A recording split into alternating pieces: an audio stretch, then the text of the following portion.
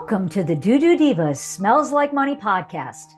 I'm your host, Suzan Chin-Taylor, CEO and founder of Creative Raven, the firm that helps wastewater industry contractors and manufacturers unlock the power of digital marketing, AI, and PR to boost sales and opportunities. Whether it's through our online marketing and lead generation programs or providing a fully outsourced marketing department, we are passionate about helping businesses in the wastewater and civil infrastructure sectors not just survive, but thrive in today's digital world.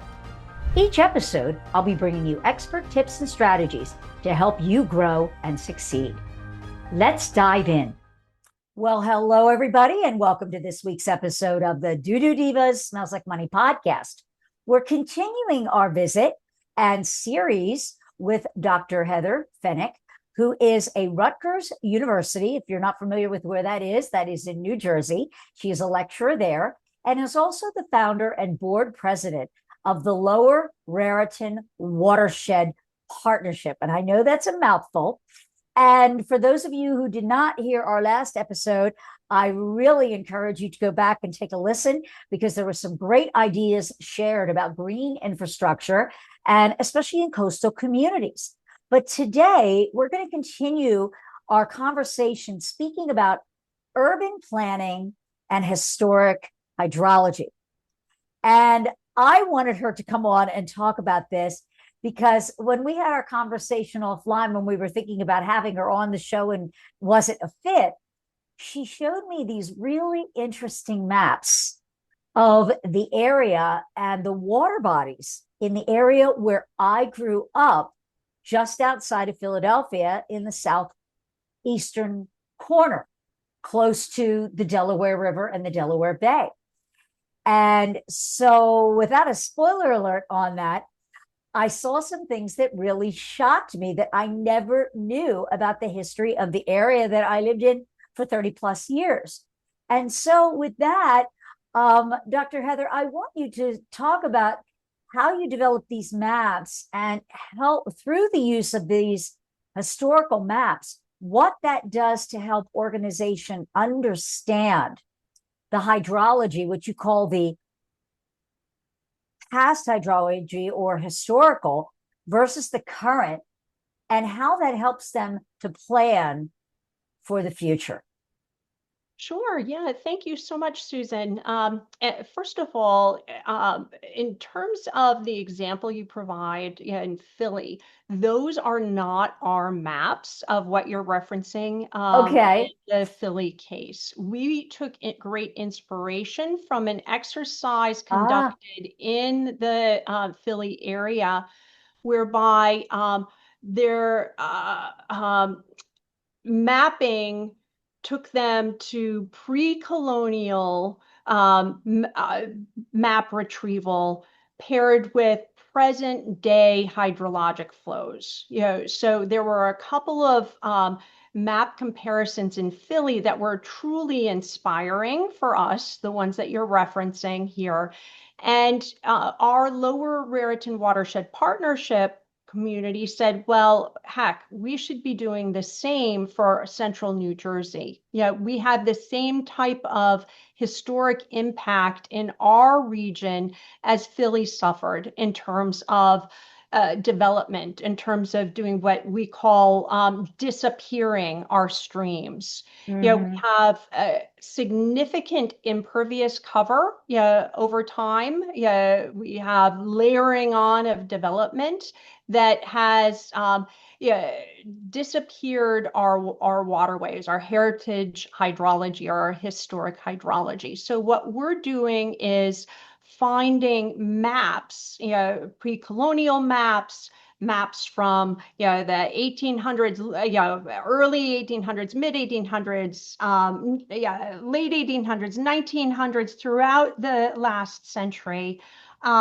tracing the streams, the water network, the hydrologic flows from those maps, digitizing that, then overlaying using present day LIDAR images, what we know of current landscape topography.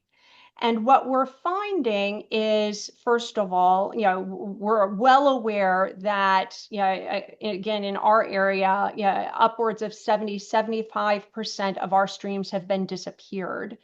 What we're finding is that those areas that are suffering the most from, flooding, from choke points around infrastructure problems, like other types of flooding, or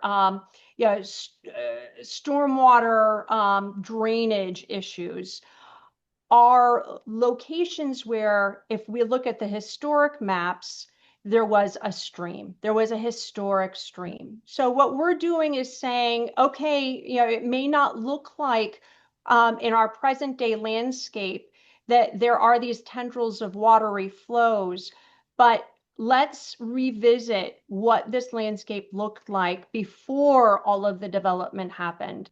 And let's put boots on the ground, go out into our communities, let's walk the streets and find the streams using our senses, using these maps, and connect with the landscape in ways that perhaps indicate good locations for green infrastructure, good locations for stream trees, good locations for rain gardens or other stormwater capture. So we're taking this 250 years of mapping exercise using present day LIDAR, to overlay on all these different layers of maps to say, how have things changed and where are the problem areas now? And how can we maybe revisit our landscape as perhaps it sort of wants to be based on hydrology, the way water moves?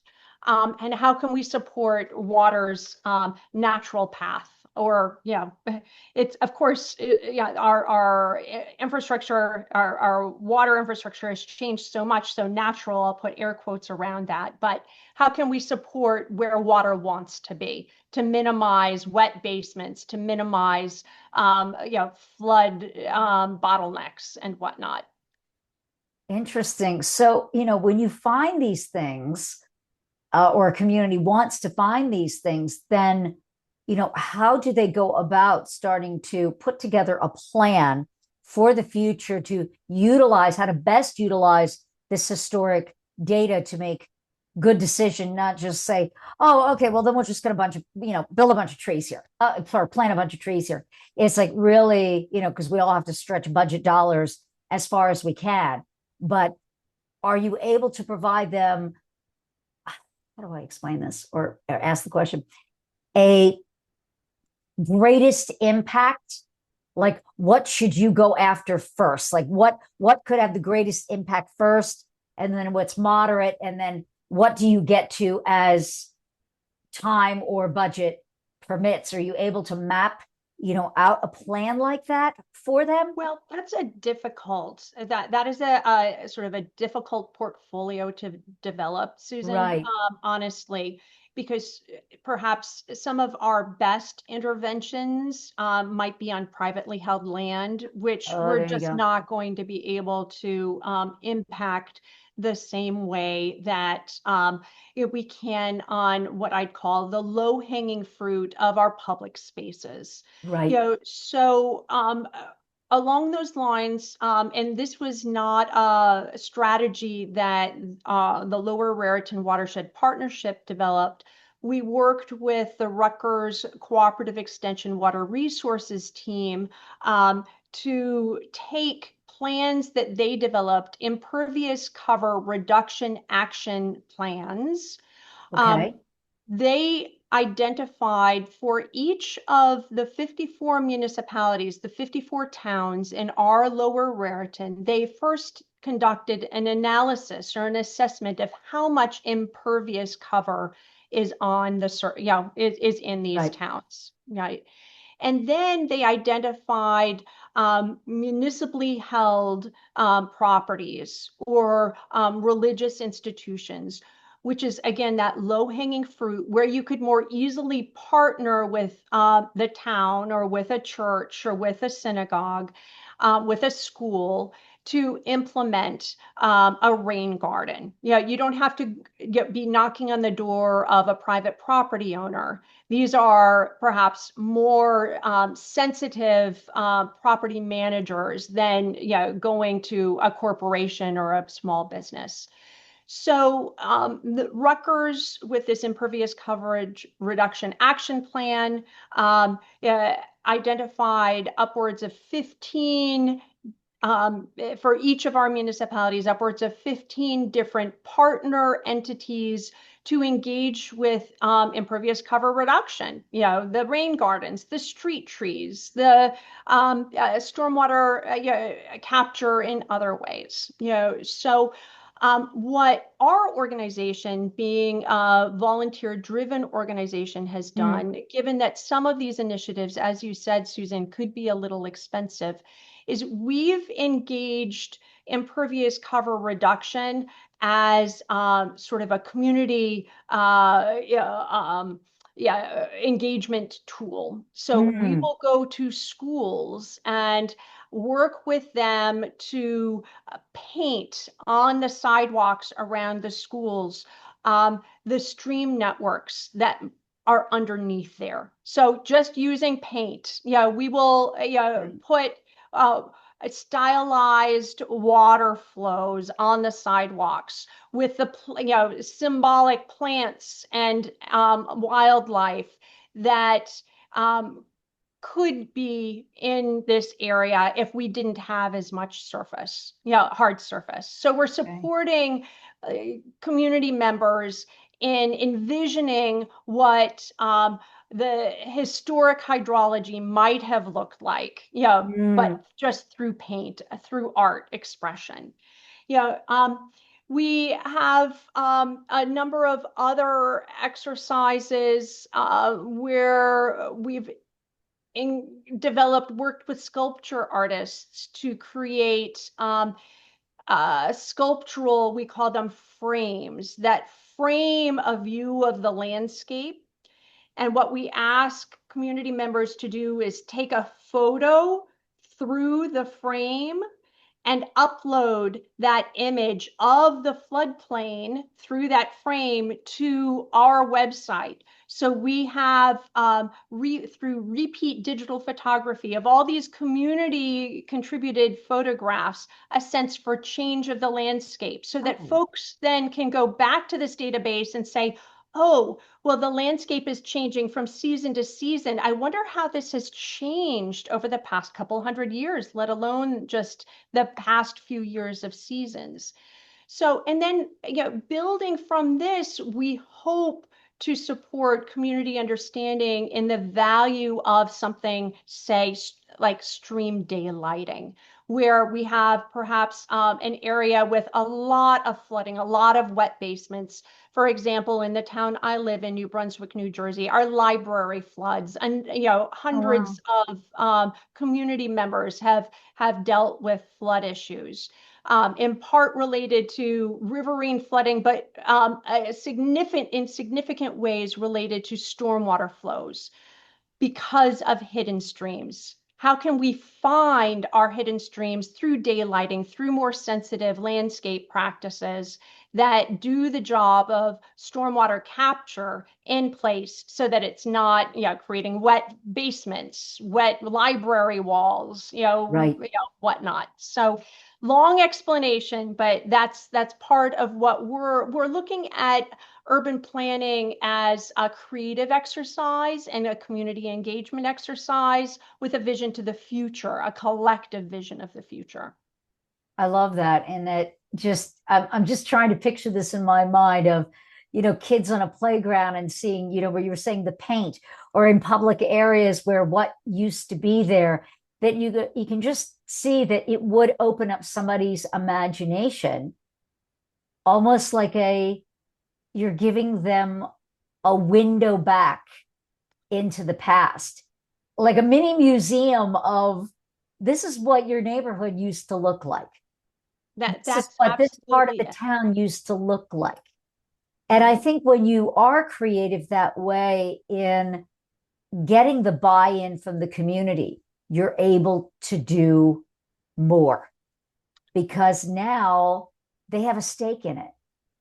It becomes very, very personal.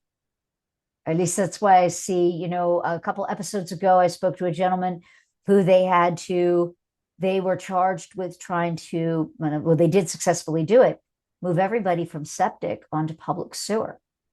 And what it took, not only from a funding side, but community buy-in was nothing short of miraculous. But just like what you're doing in your community, they got very creative in the way that they did their community outreach. And it was really, really something. And so I love how you're being an artist myself. I love how you're trying to use the arts in a really creative way and tying it into water, wastewater, stormwater, and infrastructure. I'm sure a lot of people have never really thought, like, how could art possibly be used to communicate this? But you have found a way to do this. Yeah.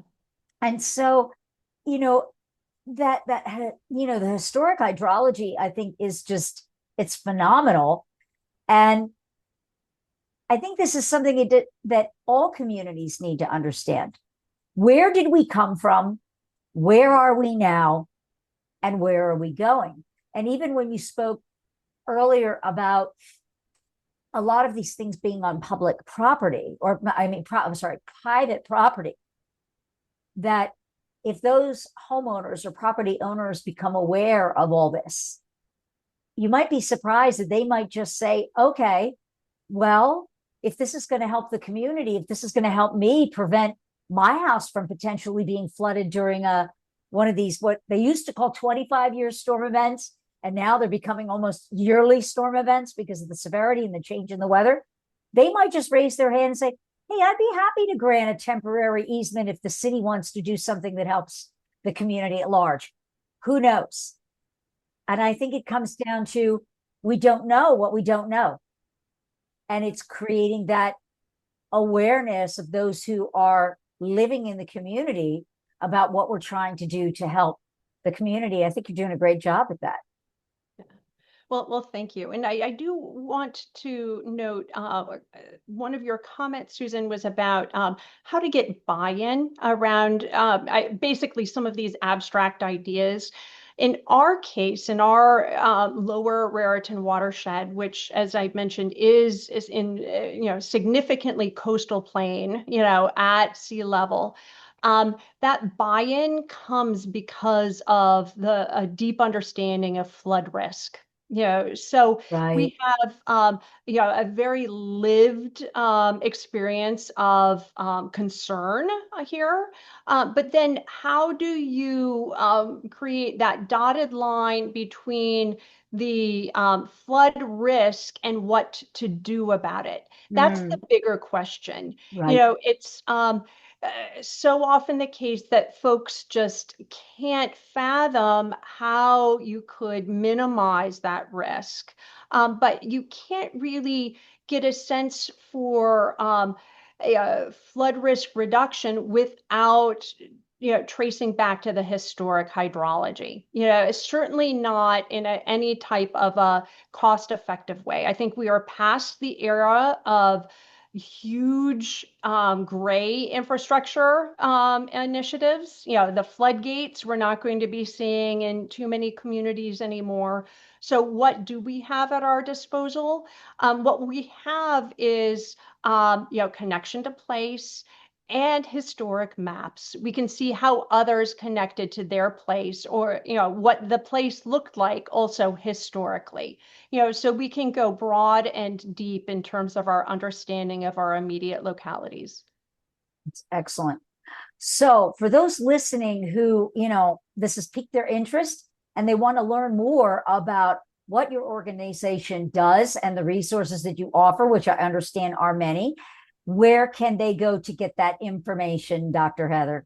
Yeah, sure. So the Lower Raritan Watershed Partnership website is lowerraritanwatershed.org. We also have a YouTube channel. We're on Facebook. We're on Instagram. And I'd also say, during the summer months, for those of your listeners who may be in the region, we offer many civic science, community engagement, water monitoring opportunities. If you want to really get in the field to see what's happening in the local waterways here, please join us because we're a volunteer-driven organization. We train folks in water monitoring per Environmental Protection Agency standards. We have a set of protocols that are highly rigorous. We can train folks in doing real science and get them out in the communities, learning directly from the places that they live. And we absolutely welcome volunteers. All right. Well, thank you. And I'm really looking forward to continuing on, this conversation. And our next one is going to be, and I've got my notes here, drum roll, please. And this might be a touchy subject for some, but I think it's something that really needs to be talked about. And, you've called it environmental justice in water management. And so I'm really looking forward to doing a deep dive into that with you. And for those of you tuning in, I want to thank you for spending your time with us today. And until next time, keep it flowing. Thanks for tuning in to today's episode. If you're ready to take your marketing to the next level and start increasing sales and opportunities for your business, reach out to us at Creative Raven. We're here to help you thrive in the digital landscape. Visit creativeraven.com or click the link in the show notes below to schedule a call and learn how we can support your growth. If you enjoyed the insights on today's episode, be sure to hit subscribe so you'll never miss an update. Until next time, keep growing and keep it flowing.